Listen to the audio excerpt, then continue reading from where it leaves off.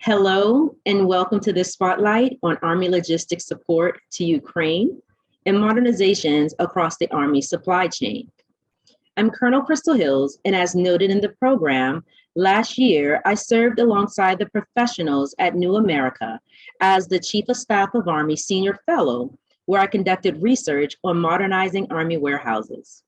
And this past June, I assumed command of the 405th Army Field Support Brigade in Kaiserslautern, Germany, where my unit serves as the execution arm for the Army Material enterprise in the European and African theaters.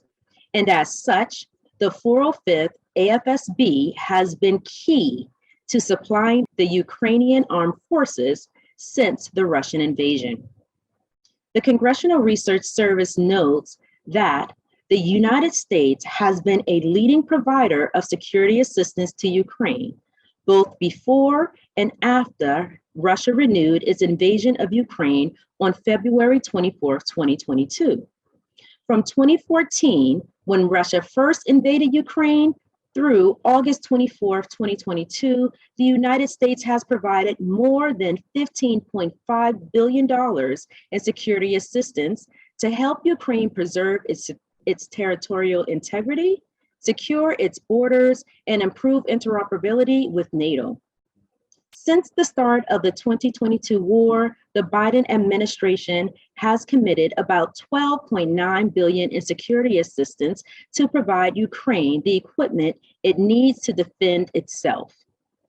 $2.9 billion in security assistance is the dollar value heard in the news, but what I want to provide is what that equates to from a logistician's bird's eye view, and explain exactly how the US Army is not only equipping, but sustaining the Ukrainian armed forces through a new concept called Telemaintenance Distribution Center Ukraine, or the TDCU. The TDCU uses a virtual chat group and video teleconferencing platforms to connect with Ukrainian mechanics to diagnose and assist in the repair of maintenance faults. This virtual interactions is also the mechanism to gather supply requests, which are then sourced through the Army Material enterprise. Army Sustainment Command prides itself on supplying the warfighter at the tactical point of need, and through telemaintenance, our experts are not only able to assist with the repair of major end items, such as M777s or high mobility artillery rocket systems, we are also able to provide the reachback capability through the lifecycle management commands to build and supply sustainment packages for repair parts and supplies.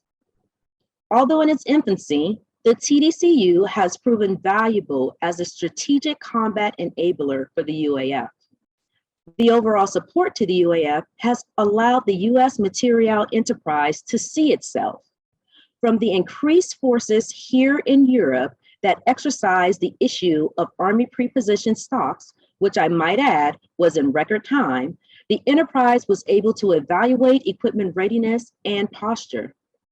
The supply chain requirements for the operation exercise both the U.S. organic industrial base and industrial base, highlighting the capacity of each to manage risk and the interdependence of each on the global supply chain, which then leads to an evaluation of supply chains at every tier, transportation nodes and mediums, coupled with cooperation by, with, and through our partners and allies to meet the future logistic and sustainment needs.